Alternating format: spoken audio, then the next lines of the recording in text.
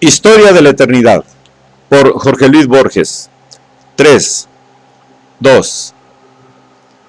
El mejor documento de la primera eternidad es el quinto libro de las Eneadas. El de la segunda, o cristiana, el 11º libro de las Confesiones de San Agustín. La primera no se concibe fuera de la tesis platónica. La segunda, sin el misterio profesional de la Trinidad y sin las discusiones levantadas por predestinación y reprobación. 500 páginas en folio no agotarían el tema. Espero que estas 2 o 3 en octavo no parecerán excesivas. Puede afirmarse, con un suficiente margen de error, que nuestra eternidad fue decretada a los pocos años de la dolencia crónica intestinal que mató a Marco Aurelio, y que el lugar de ese vertiginoso mandato fue la barranca de Fourviere, que antes se nombró Forum Vetus, célebre ahora por el funicular y por la basílica. Pese a la autoridad de quien lo ordenó, el obispo Irineo, esa eternidad coercitiva fue mucho más que un vano paramento sacerdotal o un lujo eclesiástico. Fue una resolución y fue un arma. El Verbo es engendrado por el Padre. El Espíritu Santo es producido por el Padre y el Verbo. Los gnósticos solían inferir de esas dos innegables operaciones que el Padre era anterior al Verbo, y los dos al Espíritu. Esa inferencia disolvía la Trinidad. Irineo aclaró que el doble proceso, generación del Hijo por el Padre, emisión del Espíritu por los dos, no aconteció en el tiempo, sino que agota de una vez el pasado, el presente y el porvenir. La aclaración prevaleció y ahora es dogma. Así fue promulgada la eternidad, antes apenas consentida en la sombra de algún desbautizado texto platónico. La buena conexión y distinción de las tres hipóstasis del Señor es un problema inverosímil ahora, y esa futilidad parece contaminar la respuesta. Pero no cabe duda de la grandeza del resultado, siquiera para alimentar la esperanza. Tampoco de la importancia emocional y polémica de la Trinidad. Ahora, los católicos laicos la consideran un cuerpo colegiado infinitamente correcto, pero también infinitamente aburrido. Los liberales, un vano cancerbero teológico, una superstición que los muchos adelantos de la República ya se encargarán de abolir. La Trinidad, claro es, excede esas fórmulas.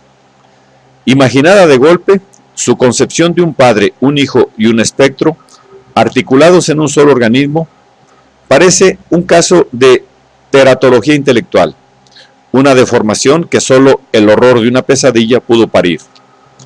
El infierno es una mera violencia física, pero las tres inextricables personas importan un horror intelectual, una infinitud ahogada, preciosa, como de contrarios espejos. Dante las quiso denotar con el signo de una superposición de círculos diáfanos de diverso color. Done por el de complicadas serpientes, ricas e indisolubles. Desligada del concepto de redención, la distinción de las tres personas en una tiene que parecer arbitraria. Considerada como una necesidad de la fe, su misterio fundamental no se alivia, pero despuntan su intención y su empleo. Entendemos que renunciar a la Trinidad, a la dualidad por lo menos, es hacer de Jesús un delegado ocasional del Señor, un incidente de la historia, no el auditor imperecedero, continuo de nuestra devoción. Si el Hijo no es también el Padre, la redención no es obra directa divina. Si no es eterno, tampoco lo será el sacrificio de haberse denigrado a hombre y haber muerto en la cruz. Nada menos que una infinita excelencia pudo satisfacer por un alma perdida para infinitas edades, instó Jeremías Taylor. Así puede justificarse el dogma. Si bien los conceptos de la generación del Hijo por el Padre y de la procesión del Espíritu por los dos siguen insinuando una prioridad, sin contar su culpable condición de meras metáforas. La teología, empeñada en diferenciarlas, resuelve que no hay motivo de confusión, puesto que el resultado de una es el Hijo, el de la otra el Espíritu. Generación eterna del Hijo, procesión eterna del Espíritu, es la soberbia decisión de Irineo. Invención de un acto sin tiempo, de un mutilado sed losses sed word, que podemos tirar o venerar, pero no discutir. Así, Irineo se propuso salvar el monstruo y lo consiguió. Sabemos que era enemigo de los filósofos. Apoderarse de una de sus armas y volverla contra ellos debió causarle un belicoso placer. Para el cristiano, el primer segundo del tiempo coincide con el primer segundo de la creación, hecho que nos ahorra el espectáculo, reconstruido hace poco por Valéry, de un Dios vacante que devana siglos baldíos en la eternidad anterior. Manuel Swedenborg, Vera Cristiana Religio, 1771, vio en un confín del orbe espiritual una estatua alucinatoria por la que se imaginan devorados todos aquellos que deliberan insensata y estérilmente sobre la condición del Señor antes de hacer el mundo. Desde que Irineo la inauguró, la eternidad cristiana empezó a diferir de la alejandrina. De ser un mundo aparte, se acomodó a ser uno de los 19 atributos de la mente de Dios. Librados a la veneración popular, los arquetipos ofrecían el peligro de convertirse en divinidades o en ángeles. No se negó por consiguiente su realidad, siempre mayor que la de las meras criaturas, pero se los redujo a ideas eternas en el verbo hacedor. A ese concepto de los universalia ante res viene a parar Alberto Magno. Los considera eternos y anteriores a las cosas de la creación, pero solo a manera de inspiraciones o formas.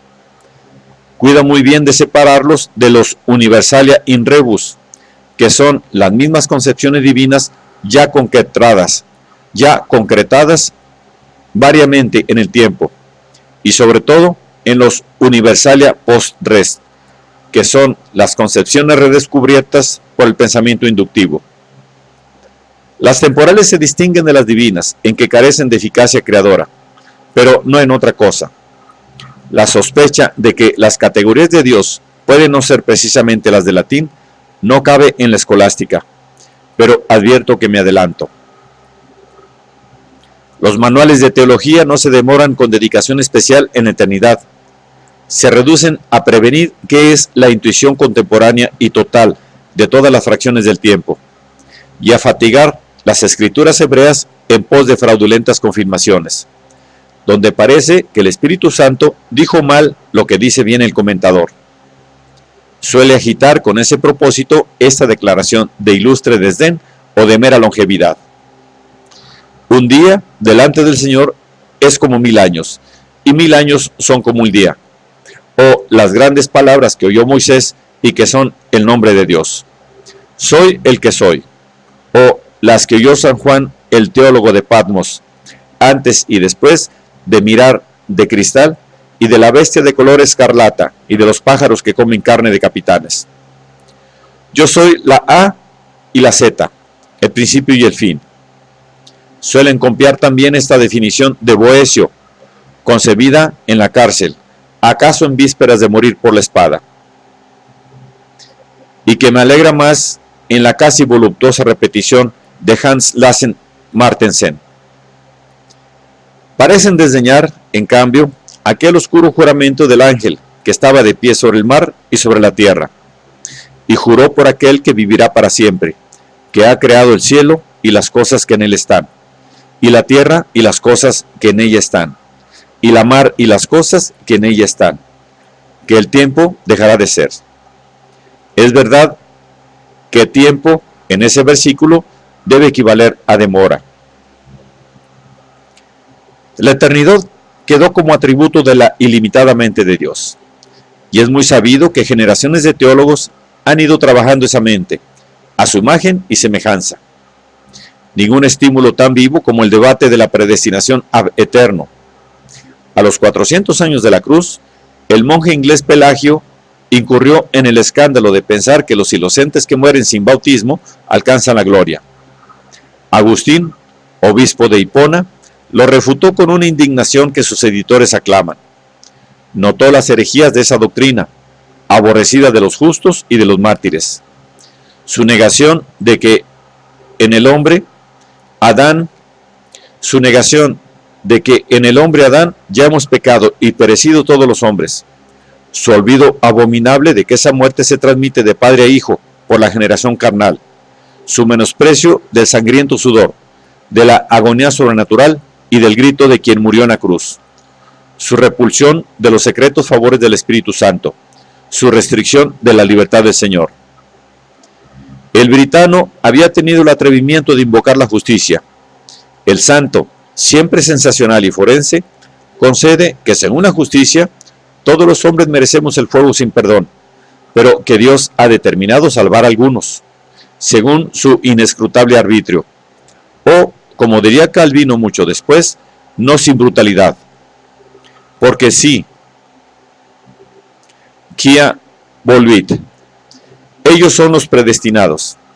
La hipocresía o el pudor de los teólogos ha reservado el uso de esa palabra para los predestinados al cielo.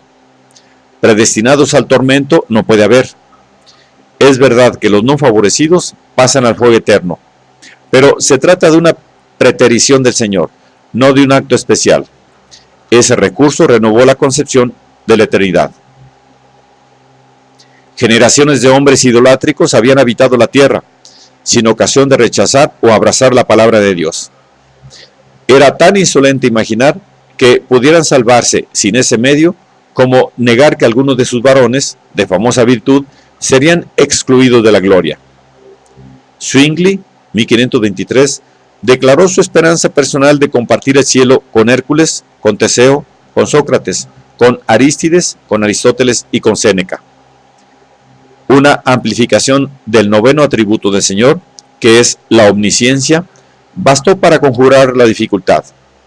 Se promulgó que ésta importaba el conocimiento de todas las cosas.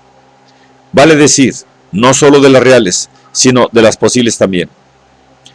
Se rebuscó un lugar en las Escrituras que permitiera ese complemento infinito, y se encontraron dos. Uno, aquel del primer libro de los Reyes, en que el Señor le dice a David que los hombres de Keila van a entregarlo si no se va de la ciudad, y él se va. Otro, aquel del Evangelio según Mateo, que impreca a dos ciudades. Ay de ti, Corazín, ay de ti, Betsaida, porque si en Tiro y en Sidón se hubieran hecho las maravillas que en vosotras se ha hecho, a tiempo que se hubieran arrepentido en saco y en ceniza. Con ese repetido apoyo, los modos potenciales del verbo pudieron ingresar en la eternidad. Hércules convive en el cielo con Ulrich Zwingli, porque Dios sabe que hubiera observado el año eclesiástico. La hidra de Lerna queda relegada a las tinieblas exteriores, porque le consta que hubiera rechazado el bautismo. Nosotros percibimos los hechos reales e imaginamos los posibles y los futuros. En el Señor no cabe esa distinción, que pertenece al desconocimiento y al tiempo. Su eternidad registra de una vez no solamente todos los instantes de ese repleto mundo, sino los que tendrían su lugar si el más evanescente de ellos cambiara, y los imposibles también. Su eternidad combinatoria y puntual es mucho más copiosa que el universo. A diferencia de las eternidades platónicas, cuyo riesgo mayor es la insipidez, esta corre peligro de asemejarse a las últimas páginas de Ulises, y aún al capítulo anterior, al del enorme interrogatorio. Un majestuoso escrúpulo de Agustín moderó esa prolijidad. Su doctrina, siquiera verbalmente, rechaza la condenación. El Señor se fija en los elegidos y pasa por alto a los réprobos. Todo lo sabe, pero prefiere demorar su atención en las vidas virtuosas. Juan Escoto Erígena, maestro palatino de Carlos el Calvo, deformó gloriosamente esa idea. Predicó un Dios indeterminable. Enseñó un orbe de arquetipos platónicos. Enseñó un Dios que no percibe el pecado ni las formas del mal. Enseñó la deificación, la reversión final de las criaturas, incluso el tiempo y el demonio, a la unidad primera de Dios. que, a diferencia de las eternidades platónicas, incluye los destinos individuales, que, a diferencia de la institución ortodoxa, rechaza toda imperfección y miseria. Fue condenada por el Sínodo de Valencia y por el de Langres.